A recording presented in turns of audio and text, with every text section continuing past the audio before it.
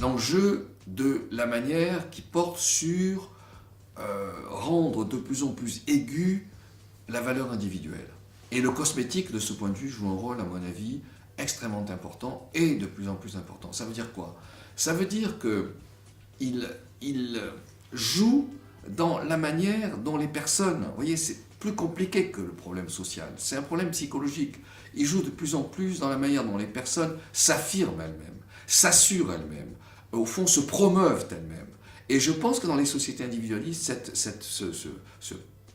cette dimension-là, elle est de plus importante. Ça veut dire quoi? Ça veut dire soyez vous-même, ça veut dire assumez-vous, ça veut dire affirmez-vous. Et là, le cosmétique entre dans un comportement qui n'est plus seulement le comportement de la technique, qui n'est plus seulement le comportement de l'artifice, mais qui est un comportement d'affirmation de soi, qui est un comportement au fond éminemment psychologique, d'assurance de soi, et d'où jamais, comme aujourd'hui, le cosmétique ne s'est avéré aussi important. Et jamais, comme aujourd'hui, le cosmétique n'apparaît comme, au fond, moi j'allais dire le confident, le complément de l'affirmation individuelle. D'où, moi j'insisterai beaucoup sur cette dimension. Parce qu'on a tendance à considérer très souvent, et je vais dans votre sens, on a tendance à considérer très souvent comme le cosmétique comme étant de la marge, de l'artifice, le fait de recourir finalement à des choses qui sont un peu comme ça, de l'ordre de la mode, de l'ordre de la surface, etc. Je pense que c'est infiniment plus important. C'est pas simplement de la surface, c'est au contraire quelque chose qui entre profondément dans les comportements de chacun et qui va conduire à ce que, au fond, les comportements sont considérés comme devant être de plus en plus personnalisés et assumés. Enfance, âge mûr, vieillesse, mais aussi le problème des genres. Et là, c'est une immense question.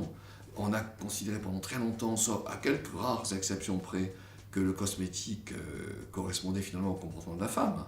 Mais on voit bien aujourd'hui que dans la mesure où la beauté n'est plus d'abord le seul critère féminin. Le critère féminin, ça peut être aussi la force, la résistance, ça peut être mille choses, les sportives le montrent. Mais du coup, la force n'est plus du tout l'apanage de l'homme. L'homme, ça peut être quelqu'un de tendre, ça peut être quelqu'un de fort, de résistant, mais aussi de beau.